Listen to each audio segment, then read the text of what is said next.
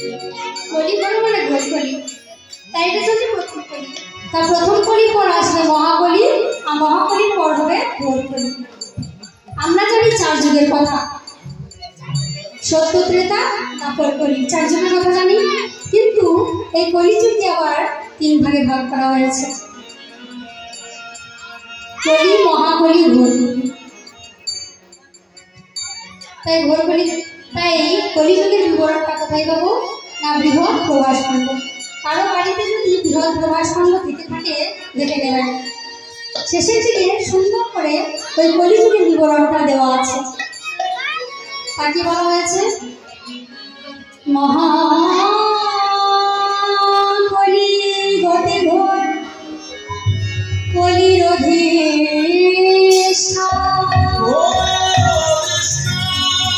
আর মানুষ জন্ম নিবে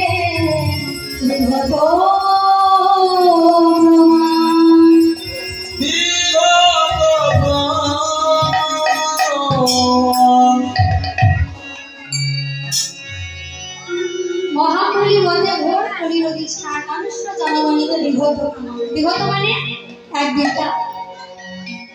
ঘোর কলিতে মানুষ হয়ে যাবে এক বিদ্যা। এখন আমরা সবাই নিজে নিজের হাতে 3.5 হাত আছি না, এখন মাপ করলে নিজে নিজের হাতে 3.5 হাত, কিন্তু ঘোর কলিতে 3.5 হাত থাকবে। কত হয়ে যাবে না এক বিদ্যা। আর এক বিদ্যা যদি মানুষ হয়ে যায় তাহলে অবস্থা কি হবে না ভয়েতে নাহি যাবে ওই বান্দাকুর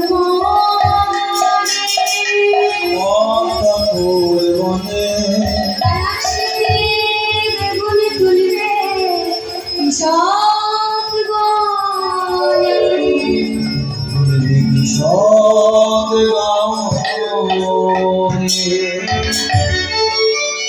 ভয়ে কেহ নাহি যাবি বাপ্তাকুর মানে কি গো কারো জানা আছে বাপ্তাকুর মানে? বাপ্তাকুর হচ্ছে বেগুন গাছ। তা মানুষ যখন এক বিদ্যা হয়ে যাবে আর বেগুন গাছের তখন বন হবে। এখন বেগুন গাছগুলি আমাদের নাগালের মধ্যে, আচ্ছা যত করে হোক তুলে নেব, কিন্তু ঘোর কলিতে বেগুন গাছের বন হবে। আর বেগুন গাছের বন হলে ভয়ে ওই বাপ্তাকুর বনে যেতে ভয় পাবে। তার তখনকার মানুষ বেগুন পাবে কিসে? আকশি। এখন যেটা আমরা করছি, আম গাছে আম পাড়তে হলে, জাম গাছে জাম পাড়তে হলে, কাঁঠাল গাছে কাঁঠাল পাড়তে হলে কি করি? হয় আকশি দিয়ে পাড়তে হয়, না কাছে উঠতে হয়।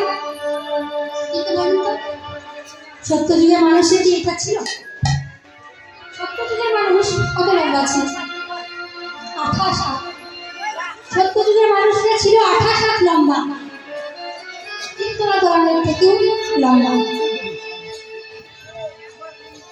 তা সত্য যুগের পর যে ত্রেতা যুগ হলো 28-এর হাফ হয়ে গেল। কত হলো? 14 হাত। 14 হাত লম্বা।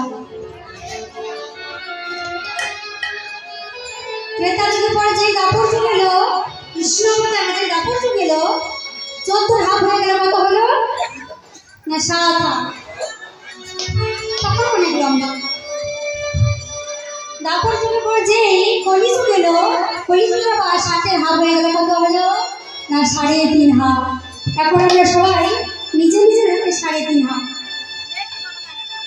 এইভাবে বাবা হাইটটা কমছে আস্তে আস্তে। তা হাইট যেমন কমছে বয়সটাও কমবে। সত্য যুগে মানুষের পরমায় কত ছিল?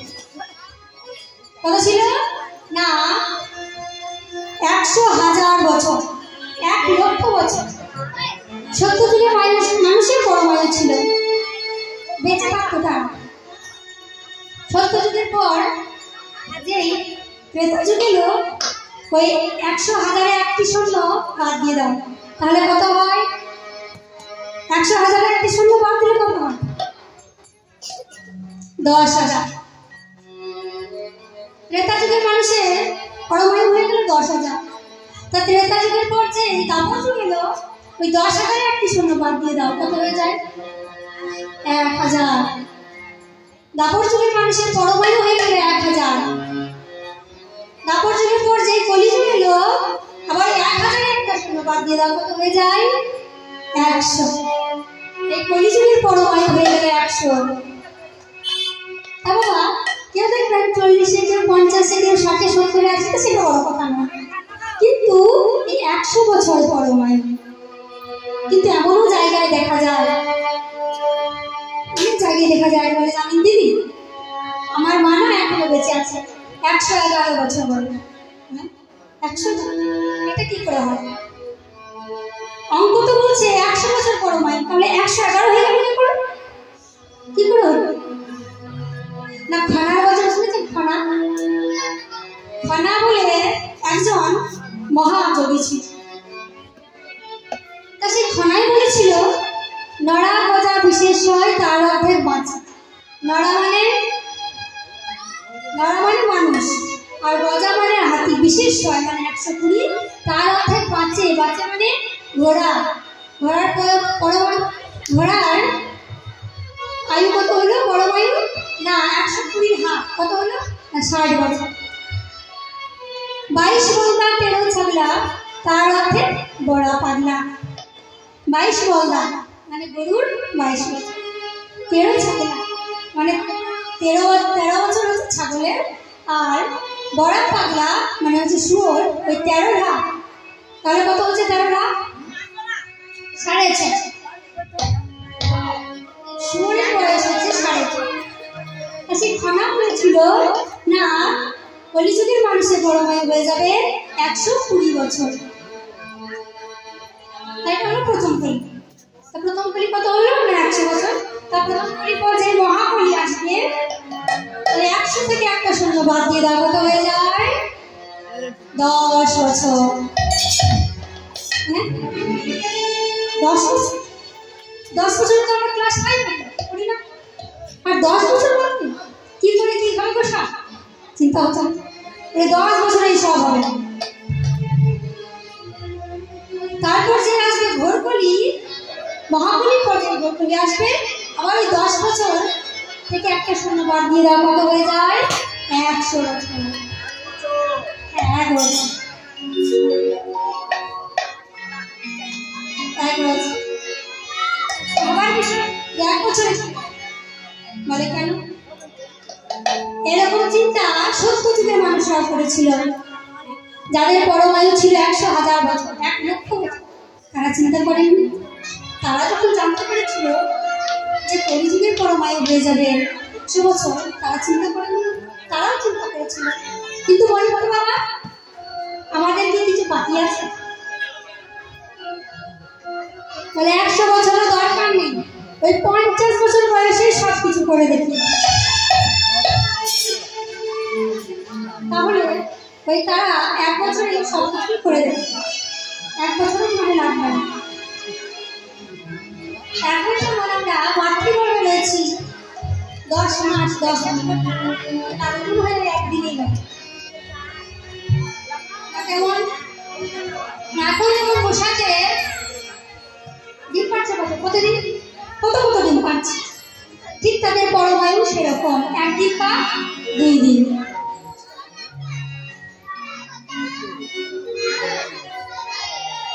তাই বলছে মানুষ জন্ম নিবে বৃহত্তমান।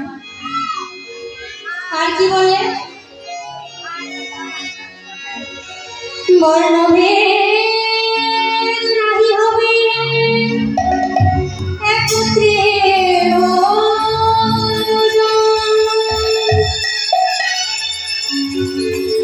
মানহীন মানি হবে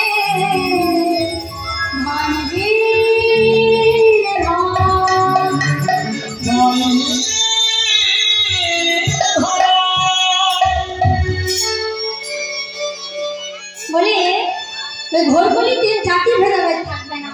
বলে থাকবে না কি, এখন থেকেই তো নেই না।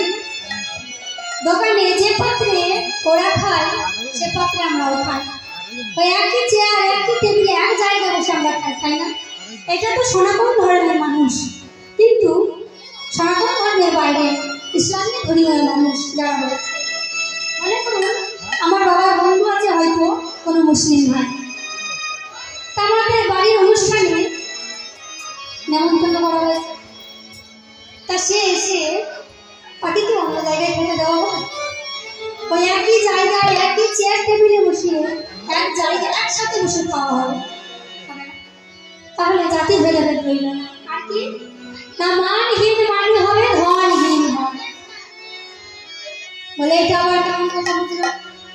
তা বুঝলেন না যখন একটু ভেঙে বলি, যার মান নাই সে হবে মানি, আর যার ধন নাই সে হবে।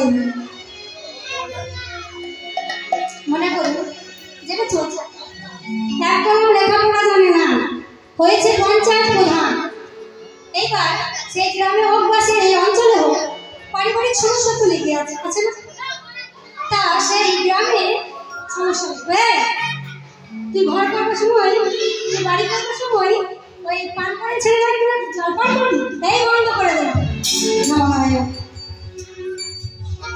তাই 4-5 জনকে ডেকেছে, বলে দেখো ভাই এই বর্ষার জল তো ঘরে ঘরে রেখে কিছু একটা ব্যবস্থা করতে হবে। বলে হ্যাঁ হ্যাঁ, তাও একটা আইন বটে, তবে শোনো ভাই না, ওই আনন্দ প্রধান কিন্তু এখন গ্রামে নেই, সে কিন্তু 5 দিনের জন্য কলকাতা মিটিংয়ে গিয়েছে, সে যতদিন না আসছে একটু ধৈর্য ধরে থাকে, সে এলে কোনো একটা বিচার করা হবে।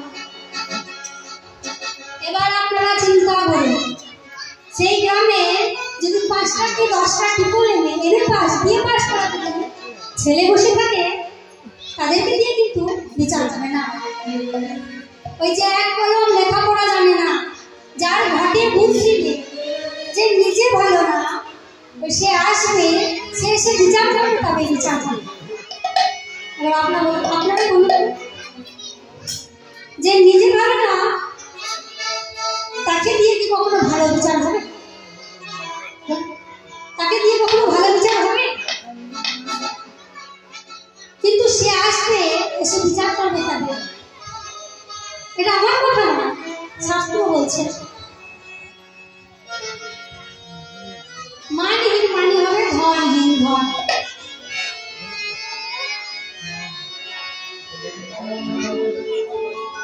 তাই এরকম, তাহলে বলুন তো এবার, এরকম সব দেশে, সব রাজ্যে, সব গ্রামে এরকম হবে। তাহলে এবার দেশ উচ্ছন্নে যাবে না তো কি হবে? বলে যাবে না, কি যাচ্ছে তো, আমরা তো চোখের সামনে দেখতে পাচ্ছি, যাচ্ছে না দেশ উচ্ছন্নে। এটা তো কলিযুগের কথা, কিন্তু ঘোরকলিতে কি অবস্থা হবে ভাবতে পারছেন? কলিযুগে যদি এই অবস্থা হয়, ঘোরকলিতে কি হবে ভাবতে? আর কি হবে না, উঠিবে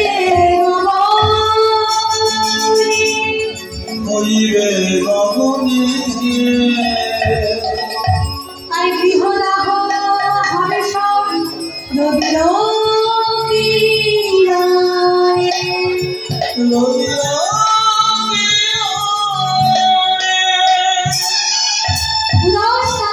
উঠিবে কখনে, 12টি সূর্য উঠবে। ওরে বাবা, এই গ্রীষ্মকালে আমরা একটা সূর্য তাপ নিতে পারছি না, বলে হাত ছেড়ে যাবে পারছে। রোদে থেকে এলে বলো তাড়াতাড়ি এসিটা চালাও, আর যাদের এসিটা তাদের কথা বাদ, তারা কাপড় ফ্যান না, বলে না? তাহলে 12টি সূর্য উঠবে, আর 12টা যদি সূর্য উঠে, ঘরঘড়িতে 12টা যদি সূর্য উঠে কি হবে না, গৃহদাহ হবে সব রবি রবিবারে, ঘর বাড়ি সব কিছু পুড়ে ছাই হয়ে যাবে। পরে রইল কি নাম্বার 2, মাটিটা করে থাকবে না, কি হবে না, ধরণী ডুবিয়া হইবে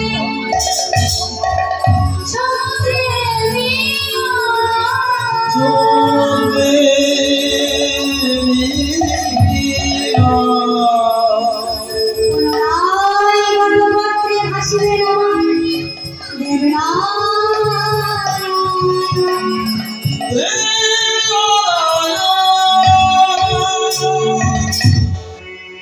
বলছে ধরণী ডুবিয়া হইবে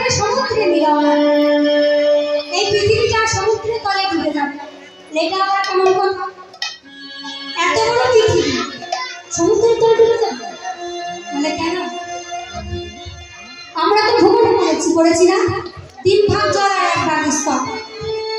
তার 3 ভাগ জল, ওই 1 ভাগ স্থলকে ডুবাতে কত জলমগ্ন হয়ে যাবে, পৃথিবী ডুবে যাবে।